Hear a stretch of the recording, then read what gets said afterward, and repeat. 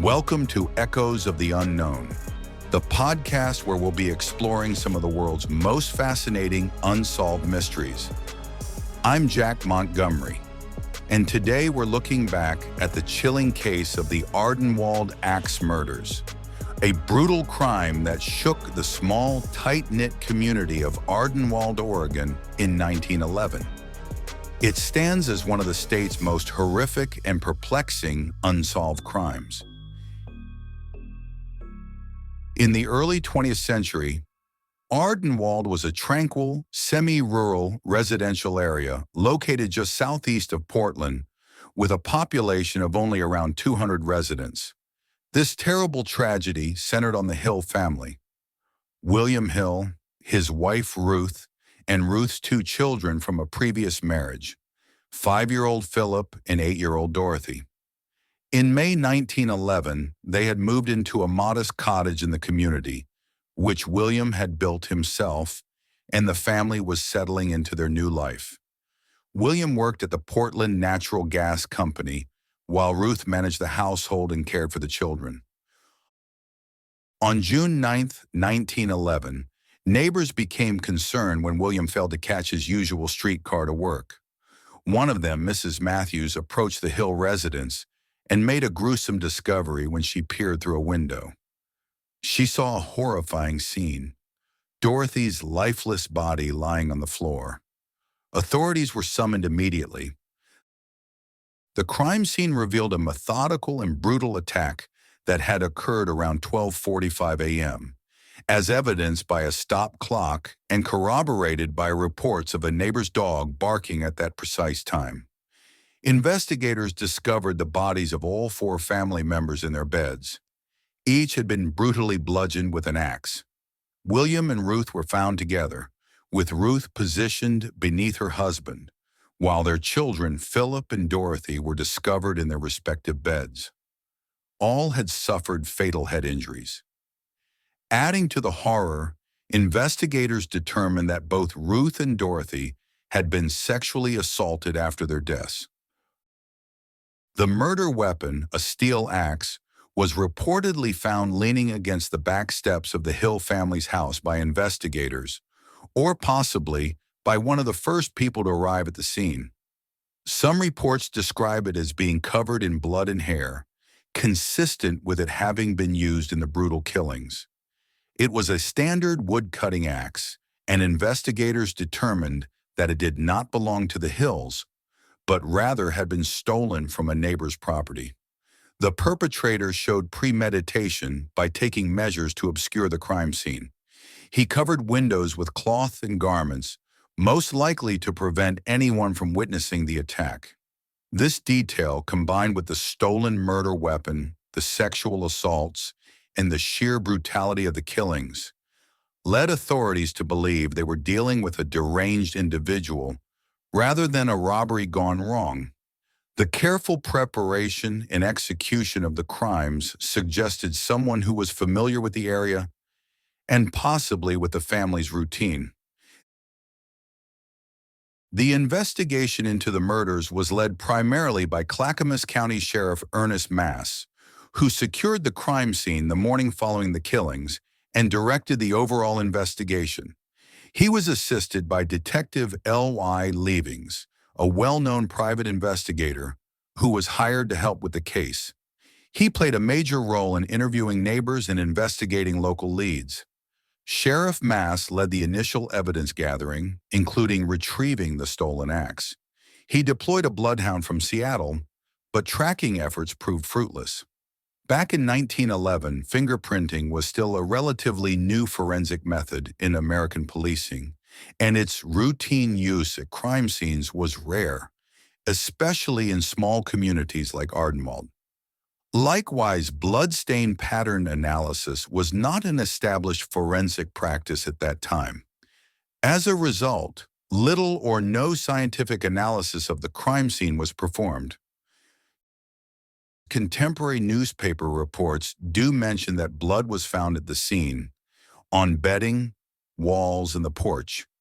In addition, the axe used as the murder weapon had a blade that was said to be covered in blood, and some accounts mention blood spattered on the handle as well. To make matters worse, the crime scene itself was heavily contaminated by onlookers shortly after the murders were discovered, making any rudimentary forensic analysis, even if attempted, extremely unreliable by modern standards. The investigation produced three primary suspects, each with compelling circumstances, but ultimately insufficient evidence for conviction. Nathan Harvey, a 55-year-old nursery owner and neighbor of the Hills, became the first major suspect. Charged with the murders on December 20th, 1911, Harvey had a troubled history that included land disputes with William Hill and previous connections to other violent incidents. Most notably, an 18-year-old woman named Mamie Welch had been murdered on his property in 1894. Additionally, Harvey's family history included dark chapters, including the murder-suicide of his mother and brother in 1896, and another brother's drowning in 1899. Neighbors also reported that Harvey had made inappropriate advances toward women in the community.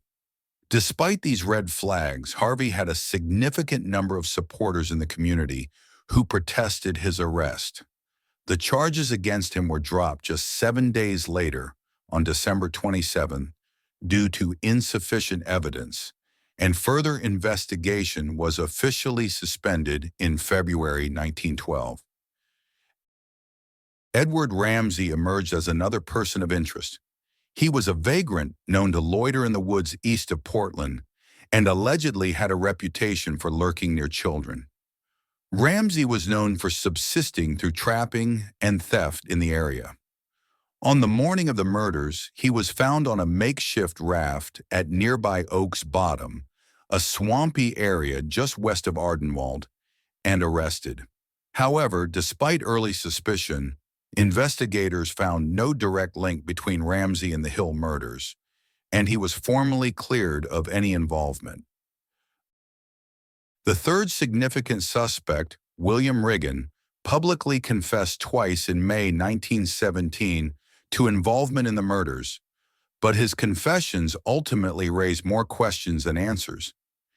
In his first confession, he claimed he was a lookout while two accomplices carried out the killings. He later changed his story, stating he actually entered the Hill family's cottage and personally took part in robbery and violence alongside Ed Ramsey. However, his confessions were inconsistent and contradictory, varying in key details like the number of accomplices, how the axe was obtained, the sequence of events, and his own level of involvement. While he could identify the murder location well, even after the cottage had been torn down, authorities were ultimately unable to corroborate his accounts. Riggin was eventually declared mentally incompetent, and law enforcement did not consider him to be a credible suspect. Convened in February 1912, the Clackamas County Grand Jury conducted an extensive inquiry into the case. They re-examined the evidence and heard from dozens of witnesses. However, despite District Attorney George Stipp's effort to prosecute suspects, the investigation ultimately stalled. The case took on additional significance when investigators noted striking similarities to the Rainier, Washington murders of Archie and Nettie Cobble in July 1911. Both cases involve families attacked in their homes with an axe, and in both, the female victims were assaulted post-mortem. These parallels gave rise to speculation about a possible serial killer, sometimes referred to as Billy the Axeman, operating in the region. The timing and proximity of the cases, along with the similar modus operandi, suggested a potential connection, although that was never definitively proven. Despite extensive investigations and various suspects, the Ardenwald Axe murders remain unsolved. The case has become deeply embedded in Oregon's local folklore, symbolizing one of the state's most brutal and baffling crimes. The murders serve as a dark chapter in the state's history, and a stark reminder of the vulnerability of even the most seemingly secure communities. The brutality of the crimes, the sexual nature of the attacks, and the killer's methodical approach continue to intrigue and disturb true crime researchers more than a century later. The case highlights the limitations of early 20th century forensic science and investigative techniques, as crucial evidence that might have been preserved and analyzed with modern methods was lost or contaminated. The tragic fate of the Hill family continues to haunt the annals of true crime history. As we reflect on this century-old mystery, we're reminded of the fragility of life and the darkness that can lurk in even the most peaceful communities. The case remains a haunting reminder of how violent crimes can go unsolved, despite multiple suspects, physical evidence, and extensive investigation. The Hill family's tragic end serves as a sobering testament to the challenges faced by law enforcement in the early 1900s, while also demonstrating how some of the most horrific crimes can remain shrouded in mystery despite the passage of time. Thank you for listening to today's episode of Echoes of the Unknown. If you found this story compelling, please don't forget to subscribe, leave a review, and share with fellow mystery lovers. Until next time, stay vigilant, stay curious, and remember, the truth is out there, but far too often it does not want to be found.